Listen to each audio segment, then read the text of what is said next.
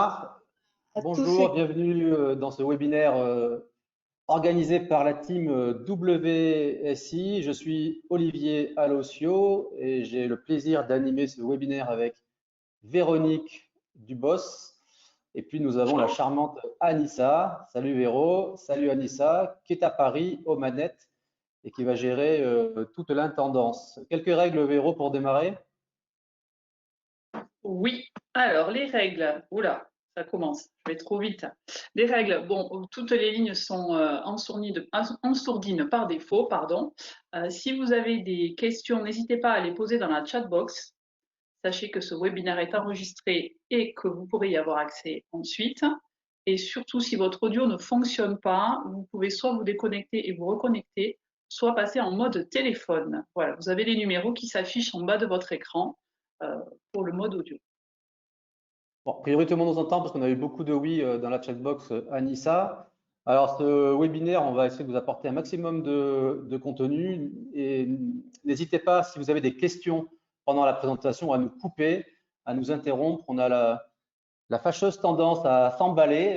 Nous sommes passionnés par tous ces sujets du digital. Donc, encore une fois, n'hésitez pas à nous couper si vous avez des questions. Le but, c'est que ça vous apporte, encore une fois, un maximum de valeur. Donc, on travaille tous chez WSI, qui est une enseigne spécialisée en marketing digital.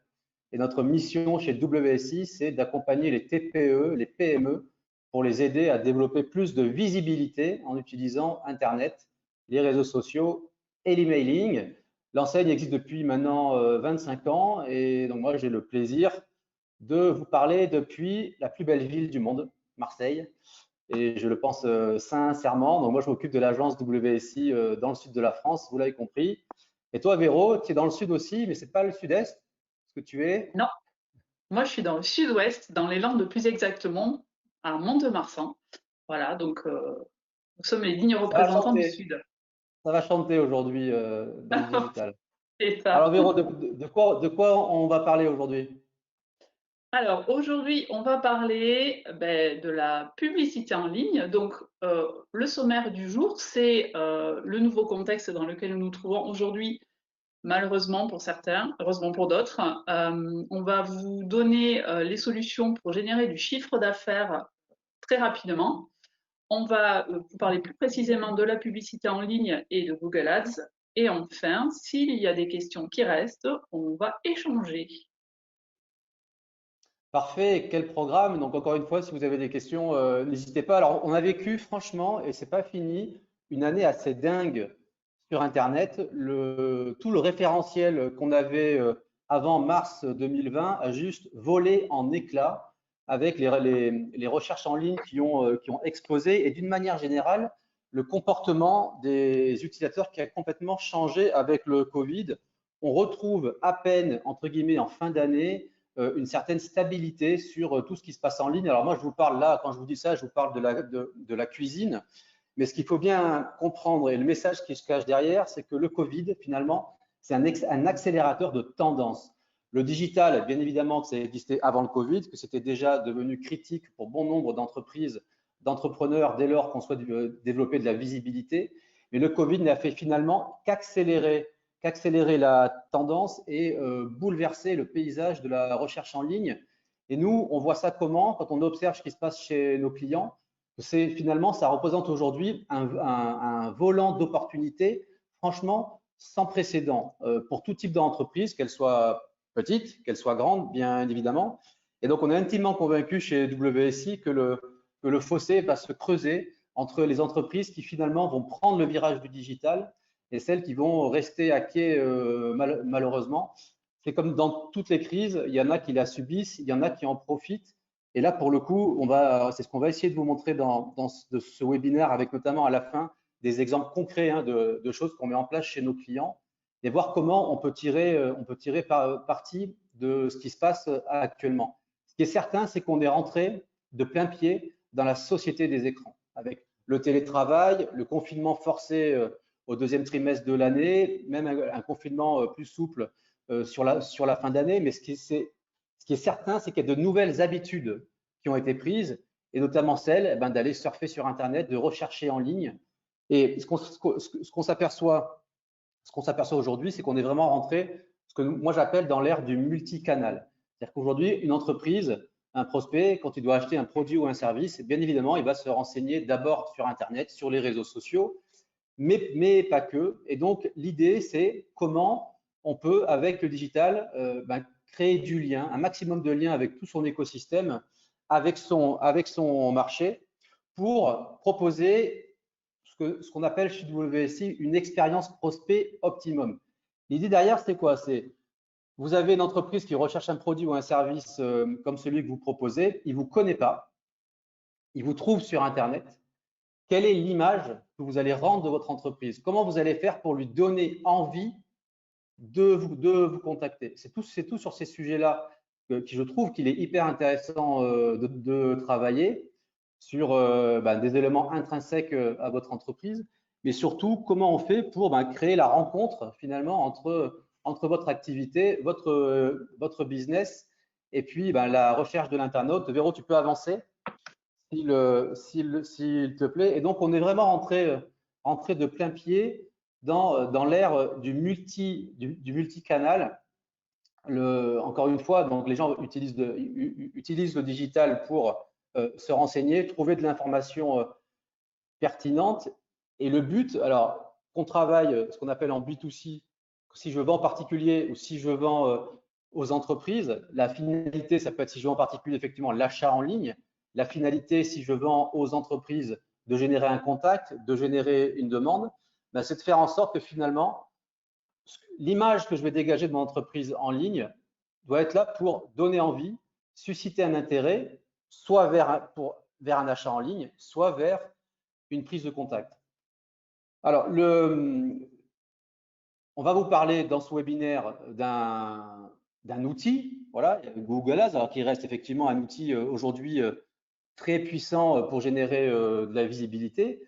Et l'idée, c'est de vous apporter, encore une fois, dans ce webinaire, de vous sensibiliser, de vous donner quelques astuces, quelques clés aussi, et voir comment cet outil pourrait s'insérer dans votre stratégie, sachant que, encore une fois, nous, on n'est pas des intégristes du digital chez WSI, mais quand on parle de stratégie de développement, encore une fois, on raisonne multicanal et de voir comment cet outil pourrait s'intégrer dans une stratégie qui, elle, est beaucoup plus globale. On partage avec vous quelques éléments, si je ne m'abuse, qui sont des résultats d'études qui ont été faites outre-Atlantique par des gros instituts de sondage, mais qui montrent que aujourd'hui, un prospect, voilà, quand il rentre en contact avec une marque, il lui faut en moyenne 8 à 12 contacts avec cette marque avant de pouvoir passer à l'achat. Et on entend par contact, je vous trouve sur Internet, on me parle de votre marque, j'ai un commercial qui me visite en entreprise,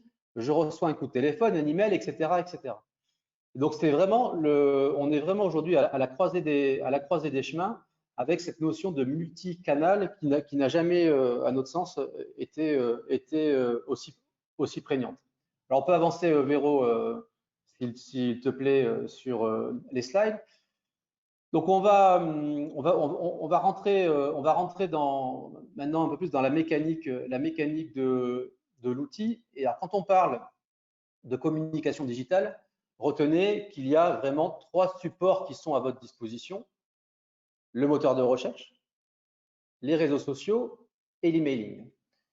On va faire un focus aujourd'hui sur le moteur de recherche. Donc sur le moteur de recherche, en fait, l'idée c'est que si vous avez une activité qui est recherchée en ligne, qui est recherchée sur Internet, à ce moment-là, ça vaut le coup pour vous de positionner votre entreprise et de faire en sorte que dès lors qu'un prospect va taper une requête en lien avec ce que vous proposez, que votre site Internet apparaisse en première page de Google. Ça, c'est vrai dans 80% des cas. Si votre activité n'est pas recherchée sur Internet, par définition, on ne peut pas rechercher quelque chose dont on ignore l'existence. Pour le coup, des stratégies sur les réseaux sociaux peuvent être intéressantes. L'emailing, on ne va pas le traiter dans ce webinaire, mais c'est vrai que sur tout le volet fidélisation client, c'est intéressant. Ça pourrait faire l'objet d'ailleurs d'autres webinaires, parce que je trouve qu'il y a encore beaucoup d'idées reçues quant au webinaire. Alors, Google Ads, avant que Véro nous explique concrètement qu'est-ce que c'est et à quoi ça sert, et puis surtout comment on peut l'optimiser, vous avez-vous une question à vous poser en tant qu'entrepreneur, en tant qu'entreprise? c'est de dire je vends un produit, je vends un service. La question à vous poser, c'est est-ce que le produit ou le service que je vends est recherché sur Internet? Et pour ça, c'est très simple, hein, vous avez un outil qui s'appelle Google Trends.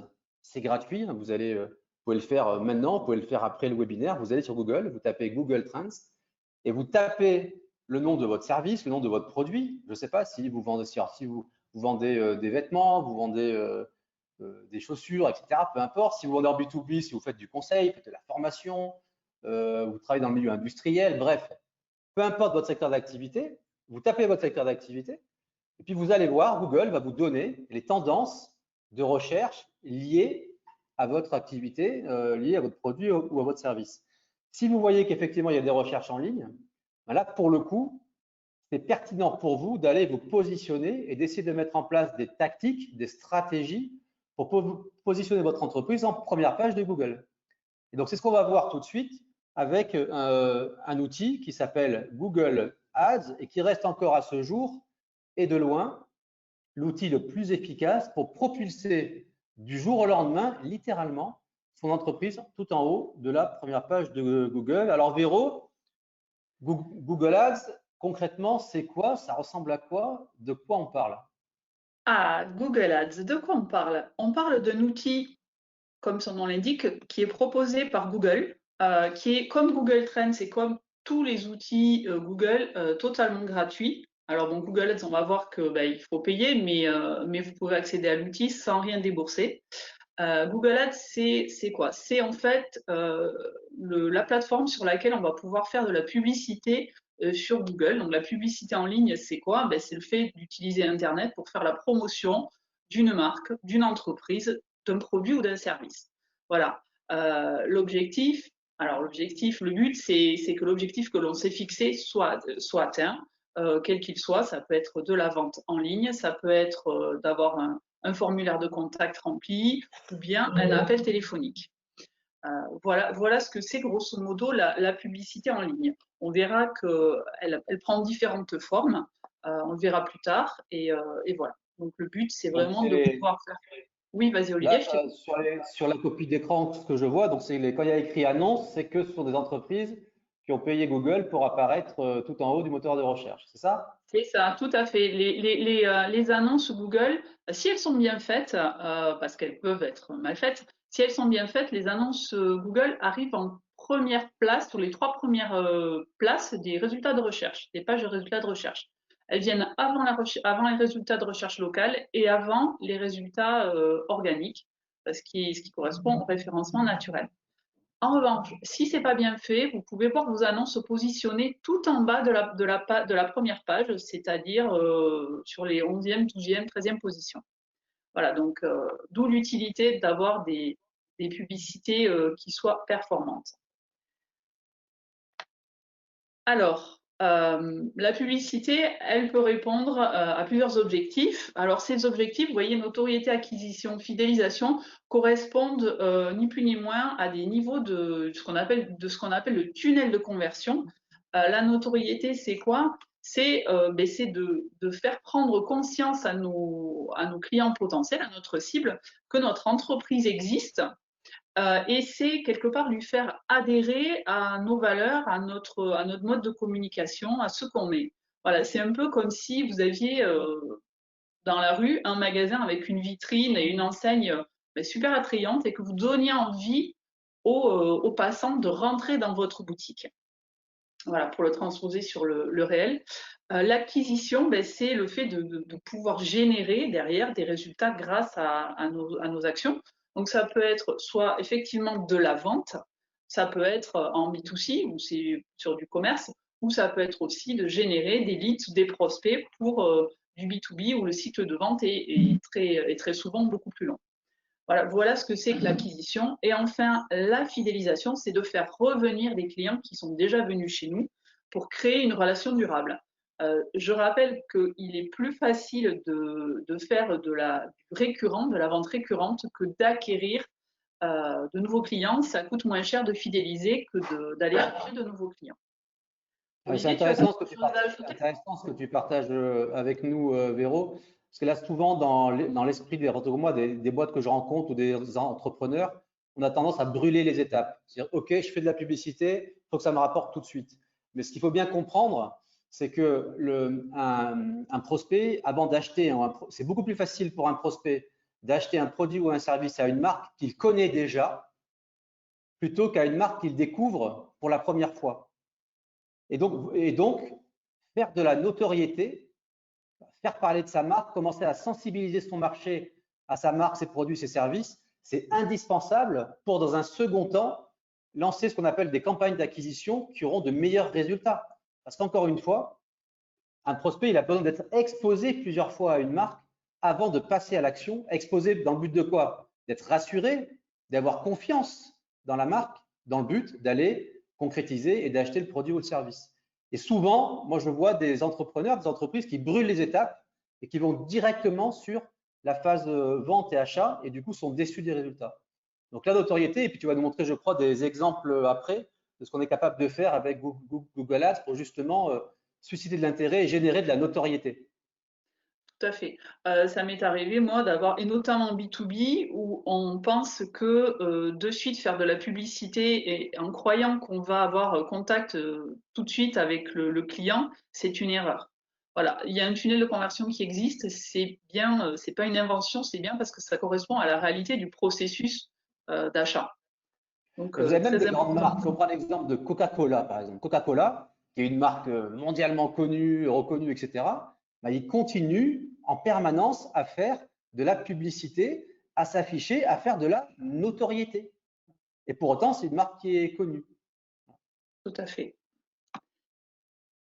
Alors, donc le but de la publicité en ligne, hein, c'est de créer du lien avec votre marché, avec votre cible. Donc que ce soit une approche purement physique ou que ce soit une approche omnicanale, c'est-à-dire que vous vendiez dans une boutique physique, par exemple un commerce, ou que vous vendiez et en ligne et en physique, voilà, la publicité en ligne va fonctionner.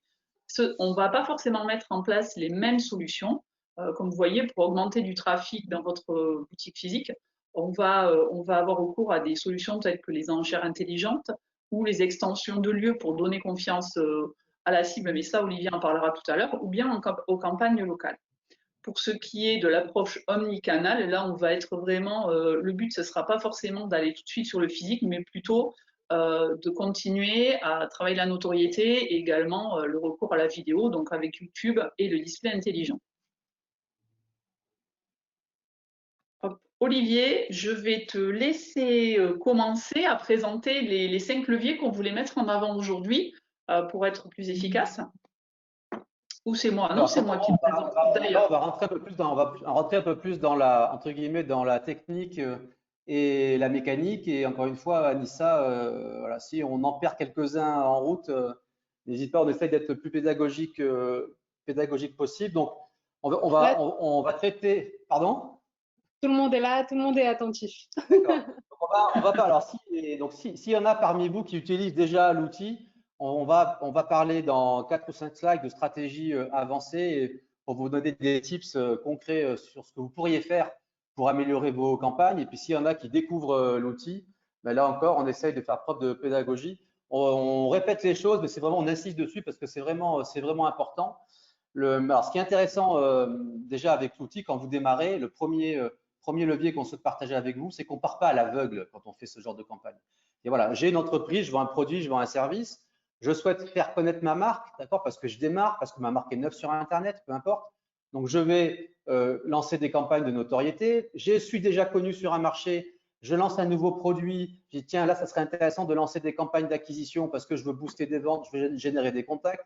J'ai des équipes commerciales qui sont en manque de rendez-vous et je veux là encore pousser, générer du rendez-vous. Je vais lancer des campagnes d'acquisition. Bref, on définit les objectifs et ce qui est super intéressant, c'est que du coup, on va pouvoir aller dans l'outil et générer notamment avec le premier outil, ce qui s'appelle le planificateur de campagne. C'est que Google vous donne via le planificateur de campagne déjà une idée bien précise du résultat que vous allez pouvoir avoir par rapport aux campagnes que vous allez lancer. Alors, ce qu'il faut bien comprendre, c'est que sur la publicité en ligne, l'objectif, c'est d'aller chercher un retour sur investissement. Et c'est vrai dans le digital en général. Quand on met 1 euro dans la machine, Je dois savoir combien ça me rapporte à la fin. Donc là, la question à se poser, c'est non pas combien ça va me coûter, mais combien ça va me rapporter, avec une notion qu'on appelle de coût d'acquisition client qui est juste fondamentale. Posez-vous la question, combien je suis prêt à acheter mon client? Ça, la question qu'il faut se poser, sachant que, en suivant ce que vous vendez, un client, l'opération peut être par exemple neutre sur la première vente, mais vous savez qu'une fois que vous avez acquis un client, vous allez pouvoir lui vendre d'autres services. Et là, on va parler de ce qu'on appelle le long-term value, c'est la valeur à long terme de votre client. Donc, la première question à se poser quand on lance ce type de campagne et qu'on commence à se lancer dans la publicité en ligne, c'est déjà combien je suis prêt à acheter mon client. Et ça peut varier de 1 euro, 10 euros à 5 000 euros. C'est pas grave. Ça dépend de ce que vous vendez derrière.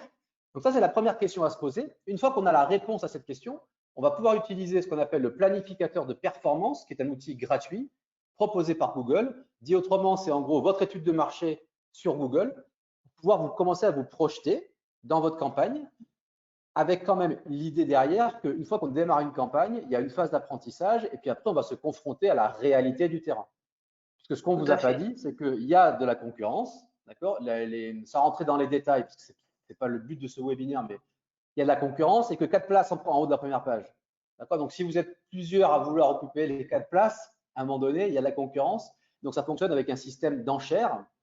Et Google va aller afficher les annonces finalement que lui considère être comme étant les plus performantes, non pas qu'au niveau du prix, mais en termes de qualité, parce que là aussi, je reviens à la mission existentielle de Google, mais qui finalement est la mission existentielle de tous les GAFA, qui est de proposer la meilleure expérience possible aux clients que nous sommes, aux utilisateurs que nous sommes. C'est quoi la meilleure expérience possible? Quand vous allez sur Google, vous tapez une requête, c'est que vous faites une recherche. Et donc, le but de Google, c'est de vous proposer la meilleure réponse possible par rapport à votre recherche. Et donc, quand vous allez créer des annonces dans Google Ads, donc c'est un travail d'optimisation qui est sans fin, un processus sans fin, ben Google, il veut proposer la meilleure annonce qui correspond à la requête à l'instant T. Le planificateur de performance vous aide à faire ça au départ, et puis après, tout un travail d'optimisation derrière. Tout à fait. Donc, ça, c'est le premier que je voulais partager avec vous. Oui, Véro. Oui, juste pour expliquer, c'est pour ceux qui ne savent pas comment fonctionne le planificateur de performance. Le planificateur de performance, il se base sur des mots-clés que vous aurez rentrés, qui sont en lien avec votre activité, et également un territoire. Il faut savoir qu'on peut cibler de façon assez fine, ça peut être au niveau des villes ou des départements ou des régions, pour vraiment évaluer notre marché et la demande qui va exister dessus. Voilà ce que je voulais juste préciser sur le planificateur de performance. Donc ça c'est un premier outil pour vous aider à planifier. Ensuite, on va parler, donc on parlait de notoriété. Je veux faire connaître ma marque. L'idée de faire de la notoriété, c'est effectivement d'aller ce qu'on appelle pousser du contenu sur des sites partenaires, entre guillemets, de Google. Il y en a des milliers, bien évidemment, mais surtout auprès, et on le verra dans quelques slides, auprès d'une audience qu'on considère être qualifiée. C'est quoi une audience qualifiée? C'est une audience de personnes que vous jugez opportune d'aller adresser et qui sont les plus susceptibles d'être intéressés par vos produits ou vos services. Donc, ça qui est génial avec tous ces outils digitaux, c'est qu'on peut aller cibler des personnes au plus près de leur centre d'intérêt et de pouvoir aller pousser du contenu et afficher du contenu sur cette audience-là. Et donc, ça prend la forme, le display, vous voyez ça sûrement si vous avez un téléphone portable ou si vous baladez sur Internet, ça prend la forme de bannières numériques. Là, je vous ai mis quelques exemples, hein, mais on pourrait vous en donner plein d'autres. De bannières numériques sur votre téléphone. Je ne sais pas si vous ouvrez une application, le Figaro, Eurosport. Moi, j'adore le sport, j'adore le foot, donc je suis abonné à Eurosport. Quand je me connais sur Eurosport, eh bien, boum, je vais manger la bannière avant de pouvoir accéder à mon contenu. Et donc, là, ça, c'est très puissant parce que même si ça me gonfle à l'instant T, mais il n'envoie pas la bannière à n'importe qui. C'est qu'il a, entre guillemets, estimé que vous étiez intéressé par tel ou tel sujet. Et en communication, il y a cette notion de répétition qui est fondamentale. Voilà. À un moment donné, la répétition vaut pour vérité.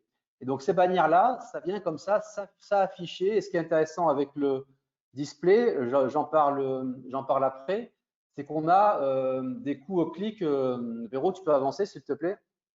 des coûts au clic qui sont hyper bas. Là, je vous mets deux exemples en B2B et en B2C pour que vous ayez quand même des notions de combien ça coûte et de ce que ça génère. À droite, vous avez un exemple chez un client en B2C. Donc, on a pris une fourchette sur un mois. On a dépensé 600 € à peu près sur ce client-là pour aller afficher des bannières publicitaires sur les téléphones portables, sur des sites internet, auprès des sites des concurrents d'ailleurs de ce client-là. Ça qui est intéressant, c'est qu'on peut cibler les sites des concurrents aussi, c'est génial.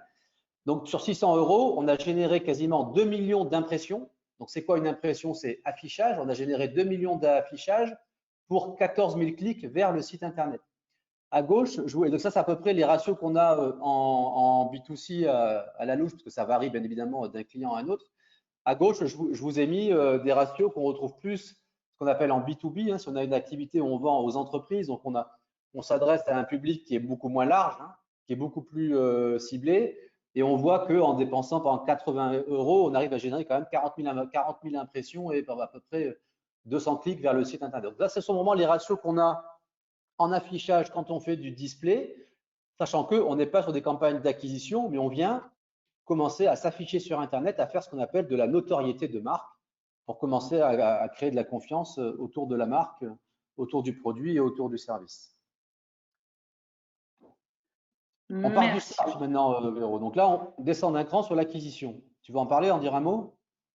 Oui, tout à fait. Là, une fois que les gens ont pris conscience des produits qu'on vend ou de notre marque, on peut passer à l'acquisition. Et là, le format d'annonce qui va être particulièrement approprié, ce sera ce qu'on appelle les annonces textuelles, donc les annonces qui vont apparaître dans les résultats de recherche.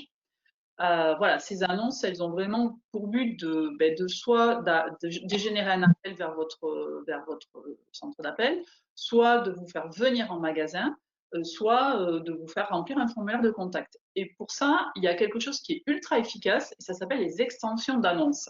Alors, on a différents types d'extensions d'annonces. Il y en a une dizaine, voilà, parmi lesquelles, vous le voyez, on a l'extrait de lien annexe, qui amène directement vers des pages spécifiques de votre site.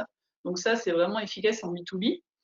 Vous avez ensuite les extensions de lieux indispensables pour les magasins, voilà, pour que les gens puissent vous situer, pour créer de la confiance, pour que vous soyez de suite identifiable. Également, on a les extensions d'appels. Ça, c'est pour générer des appels directement depuis l'annonce. Voilà, ça, les extensions, ce sont vraiment des outils qui sont indispensables. On va avoir des extensions de prix, par exemple, pour afficher les prix de vos produits ou de vos services. En B2C, c'est très efficace. On a aussi, qu'est-ce qu'on a? On a les extensions d'accroche. Donc là, vous pouvez peut-être mettre en avant des services que vous proposez et également des promotions. Voilà, donc tout ça, c'est dans le but de donner envie à votre cible de cliquer sur votre annonce.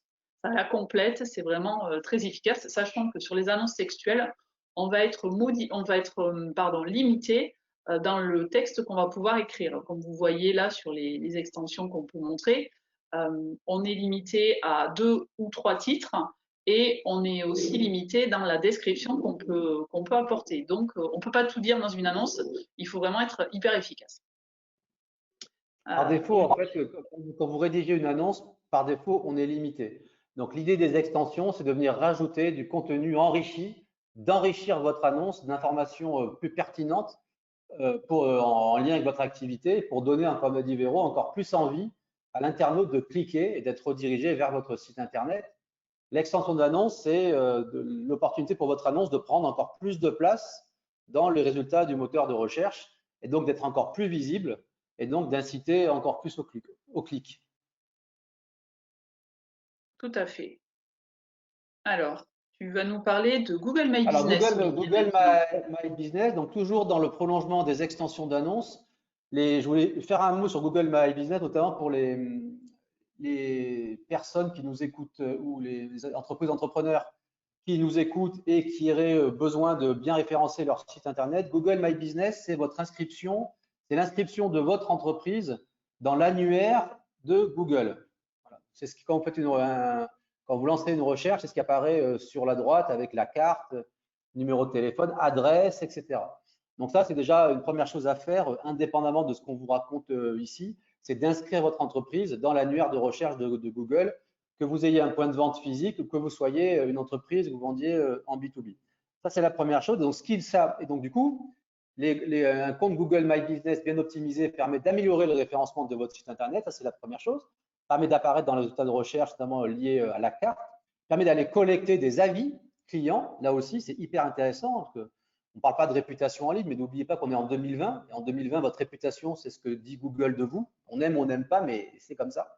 D'ailleurs, faites le test, parenthèse, faites le test en tapant votre nom et votre prénom sur Google et regardez ce qui sort. C'est intéressant. Pareil pour votre entreprise. Faites le test, vous tapez le nom de votre entreprise et regardez ce qui sort. Faites le test, tapez avis client plus le nom de votre entreprise, regardez ce qui sort.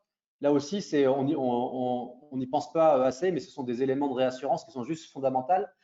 Si je reviens, on raccroche les wagons. Donc, si je reviens sur les extensions d'annonces, ce qui est intéressant, c'est Google, dans les extensions d'annonces, ça permet de pouvoir lier votre compte, votre fiche annuaire, votre compte Google My Business à votre annonce. Et donc, du coup, vous allez pouvoir avoir votre adresse qui apparaît directement dans l'annonce, dans le but, toujours pareil, de donner encore plus envie, de rassurer l'internaute, hein, parce que n'oubliez pas, quelqu'un qui va faire une requête, une recherche en ligne, il va tomber sur votre annonce, il vous aura peut-être vu passer en notoriété, j'espère. S'il ne vous connaît pas, il faut le rassurer. Donc ça, ce sont des éléments de réassurance dans le but de générer du clic et de rediriger vers votre écosystème digital, votre site, etc. Il y a un nouveau service qui est lancé, là, qui a démarré aux US et qui arrive en France. Là, c'est tout nouveau. C'est ce qu'on appelle les extensions d'annonces locales. Alors ça, c'est de la bombe atomique. On est en train de le mettre en place chez certains clients. Ça c'est tout nouveau. Ça arrive sur Google. Donc, ça s'adresse exclusivement aux personnes qui ont un point de vente physique, une agence, un magasin, etc. Et ça permet en fait de pouvoir référencer votre magasin, votre point de vente physique sur Google, d'accord, avec la possibilité de pouvoir vous afficher avec un badge. Véro, montre-nous s'il te plaît la prochaine slide. D'accord. Donc, vous vous référencez sur Google les annonces locales. Alors, pour inscrire son entreprise, il vous demande effectivement des documents. Bien évidemment, Google veut vérifier que vous êtes une entreprise en bonne et due forme, sérieuse. Donc, c'est quoi les documents? C'est CABIS, certificat d'assurance. Si vous êtes une profession réglementée, ben, ce sont les certificats justifiant de cette profession. Ils veulent des avis clients, donc ils vont vous demander des avis clients. Ben, là, on parle du compte Google My Business, par exemple, etc., etc. Donc là, vous passez au crible, ça prend un certain temps, mais dès lors que vous êtes validé par Google et que quelqu'un va taper une requête en lien avec le produit ou le service que vous vendez localement, ben, du coup, vous allez vous afficher tel que c'est présenté ici à l'écran avec le badge protection Google. Ça, c'est génial.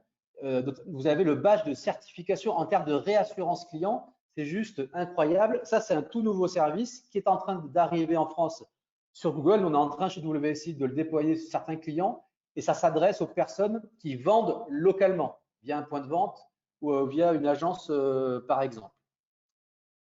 C'est juste énorme. Hein. Ouais. Ça, c'est assez incroyable. Google Ads.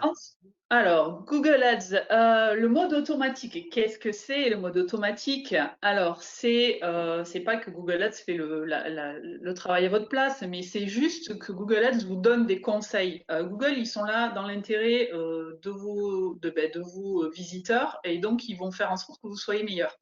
Ce qui se passe, c'est que du coup, Google va vous donner des conseils. Dans votre campagne, vous verrez sur votre tableau de bord, vous avez un score. Donc, qui, si tout va bien, est au-dessus de 95%, mais peut-être que non. Et du coup, Google va vous donner ce qu'on appelle des recommandations pour optimiser votre campagne et avoir davantage de résultats. Alors, il peut vous proposer différentes choses. Il peut vous proposer, trop vite, hein, il peut vous proposer des mots-clés. Il peut vous proposer d'ajuster les horaires de diffusion de vos annonces. Qu'est-ce qu'il peut? Il peut vous proposer d'aller diffuser vos annonces chez des partenaires du réseau Google. Il y a toute une foule comme ça de recommandations que vous êtes libre de suivre ou pas. Alors, le conseil, évidemment, c'est de regarder ça de près et après d'ajuster votre campagne en fonction. Voilà, donc c'est vraiment un outil qui est hyper bien parce que ça nécessite pas forcément d'avoir de grosses notions de Google Ads pour, progresser. Et comme dit Olivier, c'est le procédé du test and learn. Donc vous testez, ça marche, c'est bien, ça marche pas, on peut toujours revenir en arrière puisque les campagnes sont ajustables en temps réel. En fait, ce qu'il faut bien comprendre, c'est qu'on est passé à l'ère de l'intelligence artificielle. Et donc derrière tout ce qu'on voit, il y a une espèce de cuisine qui est juste hallucinante avec de l'intelligence artificielle où la machine apprend en temps réel et en permanence. Et ben, du coup, ça en devient un moteur de recommandation. Alors, pas toutes les suivre à la lettre, mais c'est vrai que ça permet de gagner du temps. Et l'objectif, c'est d'aller maintenir vos campagnes à un taux de recommandation supérieur à 90% pour être sûr que là, et maintenant Google, les équipes de Google se basent là-dessus pour positionner vos annonces tout en haut des résultats de recherche. Donc, c'est assez, là aussi, incroyable les progrès qu'on a fait ces dernières années dans l'interface. Anissa, je te voyais lever la main. C'est ça. J'ai une petite question. Est-ce que les extensions d'annonces fonctionnent pour les sites e-commerce? Bien sûr, Véro nous a parlé d'extension de prix notamment. Donc oui, bien évidemment, pour les sites e-commerce, vous allez pouvoir rajouter des prix à vos annonces pour mettre encore une fois, pour valoriser et mettre en avant vos produits. On n'en parle pas dans ce webinaire, c'était volontaire, mais si on parle de site e-commerce, il y a un outil sur Google Ads qui s'appelle Google Shopping. On n'a pas parlé, voilà, on n'a pas parlé de tout, on n'a que 45 minutes, le temps tourne, il nous reste pas beaucoup de temps. Mais sur l'outil Google Ads, donc il y a plein après de sous-outils et de fonctionnalités, notamment celle qui s'appelle Google Shopping et qui permet de mettre en avant vos produits dans la partie shopping. Allez sur Google, tapez le nom d'un produit, vous allez voir des résultats avec des petites photos, des prix. Ou si vous cliquez sur Shopping, vous avez des résultats de produits. Donc, c'est ce qu'on appelle Google Shopping. Donc, là aussi, si vous vendez, si vous êtes un site e-commerce, ben, ça vaut le coup d'aller se positionner sur Google Shopping en plus des annonces textuelles. Donc là, ce sont pour le coup des stratégies plus avancées et qui fonctionnent très bien. Merci pour cette réponse. Alors, on va avancer du coup. On va passer au dernier levier déjà. Dernier levier, là aussi, on vous en parle parce que ça s'est enrichi, c'est fou, en 6 mois, je trouve, dans l'année, là, les services supplémentaires que nous propose Google, quand on fait de la notoriété, mais même quand on fait de l'acquisition, on a la possibilité de pouvoir aller, donc vous avez compris comment ça marche, je tape une requête, je cherche un produit ou un service, hop, j'ai les annonces qui arrivent. Mais en plus de ça, on peut aller, si on fait du display, proposer des bannières publicitaires auprès d'une audience. Une audience, ce sont des personnes qualifiées qu'on estime les plus susceptibles d'être intéressées par nos produits ou nos services. Bon, bah, ces audiences, elles deviennent de plus en plus fines et Google, on aime ou on n'aime pas, mais c'est comme ça, collecte de plus en plus de données démographiques sur l'âge, etc. Et donc nous propose ce qu'on appelle maintenant des audiences à intention personnalisée. Ça veut dire quoi? Ça veut dire que Google déjà nous met à disposition sur le marché des audiences toutes faites, voilà, par thématique, par secteur d'activité. Donc on peut déjà aller piocher dedans, ça c'est la première chose. Et en plus, à partir de ces audiences-là, on peut demain les personnaliser. Les personnaliser sur des requêtes bien précises. C'est-à-dire qu'on peut dire, OK, moi tu vas afficher mes bannières auprès de personnes qui ont effectué ce type de recherche-là bien précisément. Voilà, ça c'est une première chose. Et on peut également personnaliser ces audiences auprès de personnes qui ont visité des sites concurrents, par exemple. Moi, je vends un produit, je vends un service. J'ai identifié 3 concurrents qui me cassent les pieds sur Internet. 3 concurrents. Ben, je peux dire à Google, va afficher mes produits ou mes services auprès des personnes qui ont visité les sites de mes concurrents. Et ce qui est génial, slide suivant, Véro, c'est qu'après, Google va vous dire comment vous placez par rapport à vos concurrents. Là, vous avez un exemple. Donc, après, on pourrait rentrer dans les détails, mais on est dans le digital. Dans le digital, tout se mesure. Tout. Chaque action faite se mesure. Et l'objectif, Véro l'a dit, test and learn, c'est bien de mettre en place des actions, les optimiser, les affiner dans le but de générer les objectifs qu'on a définis au départ. Et tout ce qu'on fait se mesure. Le benchmark par rapport à vos concurrents, c'est juste fondamental. Voilà. Si on est à la traîne, si on est en queue du peloton, ça va être compliqué. Bon, là j'ai fait exprès de vous mettre l'exemple d'un client où on est largement devant le peloton. Hein, vous l'avez compris. Voilà, mais il y a aussi des clients où on est dans la meute. Voilà, on est dans la meute, hein, on n'est pas devant. Voilà, on reste humble et modeste, bien évidemment. Et donc, l'objectif après de l'optimisation, c'est de pouvoir cravacher pour monter et aller se concurrencer. Un point important, être devant les concurrents, ça ne signifie pas, aux yeux de Google, être celui qui dépense le plus d'argent. C'est pas ça. C'est au regard de l'argent que je dépense, à l'instant T, quand j'ai une requête, Google va noter la qualité de votre annonce, la qualité de la réponse par rapport à la recherche définie, et c'est comme ça qu'il va mesurer le ratio par rapport à la concurrence. Voilà. Donc là aussi, c'est super intéressant. Donc, ce webinaire, dure 45 minutes. On est là pour vous sensibiliser. Mais s'il y en a déjà qui font déjà des campagnes sur Google, quand vous allez taper dans vue d'ensemble, vous allez tout en bas. Et si Google a suffisamment de data, il va vous positionner par rapport à vos concurrents. Et ça pourrait expliquer, par exemple, pourquoi vous avez des résultats moyens, par exemple. Oui, si on est à la traîne, ça explique qu'on a des résultats moyens. Et inversement. Voilà. Après, à vous d'aller chercher les leviers pour justement vous faire progresser par rapport à la concurrence. Alors, en synthèse, on arrive à la fin de ce webinaire, c'est quoi les grandes idées? Donc déjà, première question, c'est que si vous avez un produit ou un service qui est recherché en ligne, et comment je fais pour savoir ça? Je vais sur Google Trends, hein, vous avez la réponse tout de suite. Hein, à la fin de ce webinaire, vous y allez, vous avez la réponse tout de suite. Si vous avez un produit ou un service qui est recherché sur Internet, voilà, là, pour le coup, ça vaut le coup de se positionner et de mettre en place ce type de stratégie, parce que si vous ne le faites pas, ce sont vos concurrents qui vont le faire à votre place. Et donc, chaque minute qui passe, c'est des opportunités de business qui vous échappent. C'est aussi simple que ça. Donc moi, ça me frustre un peu quand j'entends des entrepreneurs, des entreprises qui me disent « Oh, mais en ce moment, les affaires, c'est dur, etc. » Oui, mais qu'est-ce que vous mettez en place? Alors, bien sûr que c'est dur, qu'il y a des boîtes qui sont obligées de fermer, etc. Je ne parle pas de ça. OK, mais d'une manière générale, il y a plein d'opportunités en ligne. Donc, qu'est-ce que vous mettez concrètement en place pour essayer d'aller contrer cette idée reçue et faire en sorte d'attirer plus de monde vers votre écosystème, vers votre entreprise? Ça, c'est un levier, franchement, qui fonctionne bien et qui vaut le coup d'être investigué. Donc, si votre produit est recherché en ligne, ça vaut le coup d'être investigué. 2, ne brûlez pas les étapes. Ne brûlez pas les étapes. La communication digitale, ce n'est pas une baguette magique. Nous, on n'est pas des vendeurs de rêves. Voilà, les gens qui vous disent, qui vont vous promettre, entre guillemets, le succès du jour au lendemain, ça n'existe pas.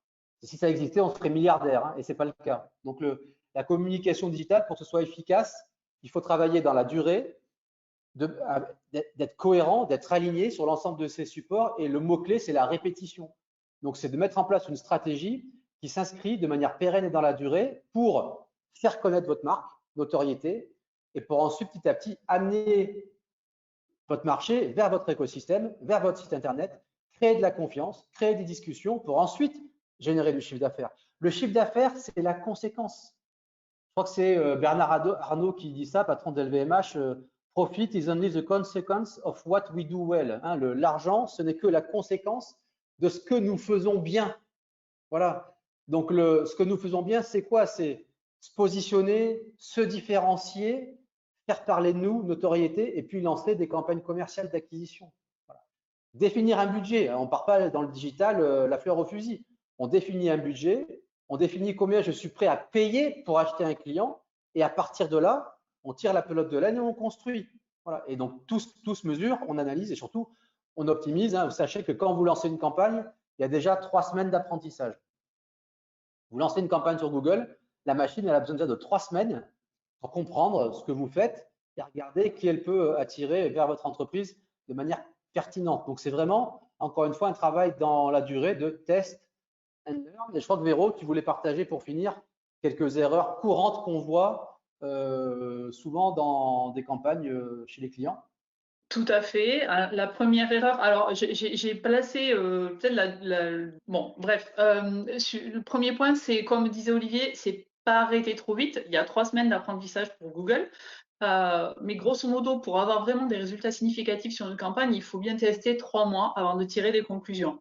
Donc, s'il vous plaît, si vous lancez une campagne qu'au bout d'un mois, ça n'est pas performant comme vous le souhaitiez, n'arrêtez pas. On a le droit aussi de se tromper, c'est comme ça qu'on apprend et qu'on ajuste. Voilà, je l'ai placé en deux, j'aurais dû le mettre en premier. Ne pas mesurer les conversions, ça c'est en ligne avec les objectifs qu'on s'est fixés. Si on s'est fixé des objectifs, il faut évidemment mesurer les conversions, que ce soit de la vente, du formulaire, du contact ou bien effectivement aussi les appels. Ça c'est vraiment fondamental parce que si on ne mesure pas, on ne saura pas comment, voilà, si on est bon ou pas. Ensuite, il y a un point qui est souvent négligé, ce sont les exclusions. Ça peut être les exclusions de mots-clés. Par exemple, si j'ai un hôtel de luxe, je vais bannir des requêtes, enfin de mes mots-clés, hôtel pas cher, par exemple.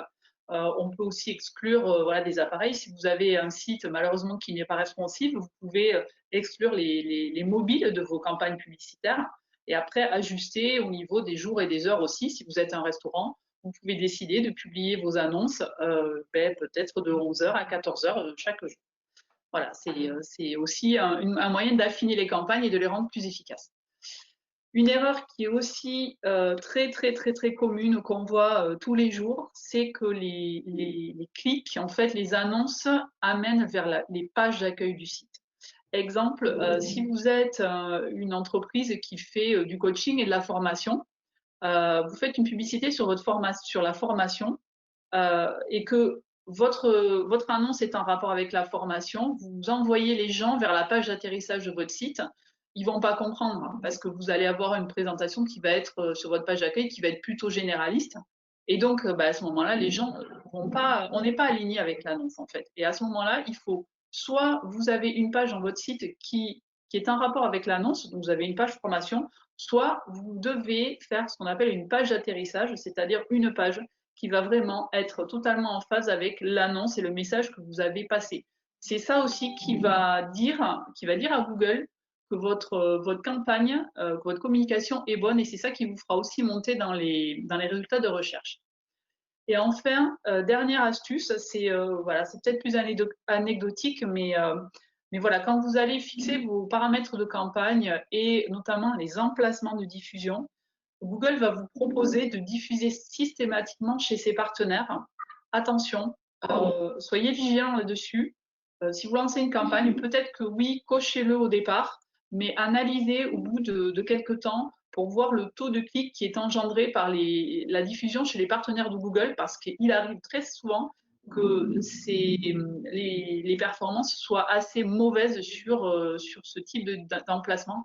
Donc, soyez vigilants là-dessus, c'est un point que je tenais à souligner. Écoute, Voilà merci pour Véro les erreurs à pour éviter. ces conseils très précieux. Mais écoutez, on arrive à la fin de ce webinaire. On a essayé de respecter le timing. C'est vrai que peut-être beaucoup d'informations d'un coup. Anissa, est-ce qu'on a d'autres questions? Alors, on ne pourra pas toutes les traiter, peut-être, je ne sais pas, ou sinon on répondra par email. En tout cas, merci de nous avoir écoutés. Anissa, tu veux… Peut-être une ou deux questions. Ouais. Concernant le temps de répartition. Je t'entends mal, Anissa. Vous m'entendez bien Non. Parle plus fort. là? Concernant le temps de répartition de la campagne. Vas-y, parle, mais parle plus fort. Vas-y. Concernant le temps de répartition de la campagne, quand est-ce que, par exemple, sur une semaine, la campagne publicitaire sur Google, combien de temps vous la faites? Est-ce que c'est une fois par semaine, deux fois, trois fois, et combien de temps ça vous prend? Si c'est une journée ou la moitié d'une journée, une heure? Enfin voilà, parce que Alors, d'accord, il ne faut pas toujours vérifier le taux de conversion, mais sur combien de temps on peut le mesurer, on va dire. alors, je ne suis pas sûr que j'ai bien compris la question. Je vais essayer d'y répondre. Déjà, ce qui est certain, c'est que quand on fait de la publicité en ligne, et c'est pas je m'affiche, après je m'affiche pas. Je m'affiche, je m'affiche pas. Si on fait ça, ça marche pas. Donc déjà, il faut s'afficher tout le temps. Après, avec son budget, on va pouvoir acheter plus ou moins d'espace média. Ce qu'il faut bien comprendre, c'est qu'en communication, la clé, c'est la répétition. Donc, à un moment donné, c'est clair que si j'ai un temps fort commercial, ben, je vais pouvoir allouer un budget plus important pour acheter plus d'espace média. Et puis, si j'ai une actualité commerciale qui est beaucoup plus faible, bah, je vais réduire mon budget, quitte, moi j'ai des clients, des fois on tourne à 1 euro par jour, et pour pas couper la campagne. Parce que couper les campagnes, là, pour le coup, hein, quand vous savez qu'il y a 3 semaines d'apprentissage, si vous coupez, vous perdez tout le bénéfice acquis. Et en communication, on ne comprendrait pas qu'on s'affiche, puis après on ne s'affiche pas. Voilà. Et puis, vous savez, les gens sur Internet, ils raisonnent de manière très basique, hein. Si je vous vois, vous existez, ah, d'un coup, je ne vous vois plus, ah ben, tiens, ils ont dû faire faillite, quoi. Ils n'existent plus. Mais les gens raisonnent comme ça, c'est hallucinant. Donc déjà, quand on décide de lancer une communication, quand on fait de la com en général, il faut occuper le terrain tout le temps. Occuper le terrain, notoriété, etc. Ça, c'est la première chose. Ensuite, je ne sais pas si j'ai répondu à la question, mais quand on fait, on peut s'afficher quand on veut, pendant la journée, pas la nuit, que le matin, par jour, etc., etc. Tout ça, c'est des paramètres qu'on peut créer dans Google et on peut décider quand est-ce qu'on s'affiche. Voilà, c'est vraiment à la carte, sachant que ce qu'on essaye de faire en général, c'est d'avoir, au début, quand on lance une campagne, on s'affiche tout le temps, et puis après, on regarde les temps donnés, les périodes où c'est le plus significatif, où on a le plus de résultats, pour ensuite après vraiment aller cibler et tendre in fine vers ce qu'on appelle des cœurs de campagne. C'est des campagnes vraiment cibles avec les mots-clés qui marchent le mieux, les temps qui marchent le mieux, les zones géographiques qui marchent le mieux, les audiences qui marchent le mieux. Et là, on a vraiment des campagnes ciblées au max. Voilà. Je ne sais pas si j'ai réussi à la répondre à la question, mais c'est comme ça que je l'ai comprise. Voilà, toutes les informations sont sur le tableau de bord, donc vraiment, Google nous donne tous les éléments pour qu'on puisse avoir les campagnes les plus performantes possibles. Donc après, c'est à nous d'aller voir et d'affiner en fonction des informations qu'on nous donne. D'accord. Bah, merci. En tout cas, la réponse a été bien donnée. La présentation a été claire. J'ai plein de retours positifs. Donc voilà, et puis j'ai des remerciements aussi pour moi, mais je n'ai rien fait. C'est que Véronique et Olivier qui nous ont conseillé sur ce sujet. Et puis, bah, je vous remercie. Du coup, si vous n'avez pas d'autres questions, si jamais vous en avez, n'hésitez pas à envoyer des emails. Il me semble que vous avez mis vos adresses mail, c'est ça, Véronique et Olivier? Tout à fait. Oui. Attends, je repars en arrière. Si vous avez besoin d'informations complémentaires, n'hésitez pas. On est là, comme le dit notre enseigne, We Simplify Internet. Donc, on est là pour vous aider à comprendre et pour vous simplifier la vie. Donc, n'hésitez pas.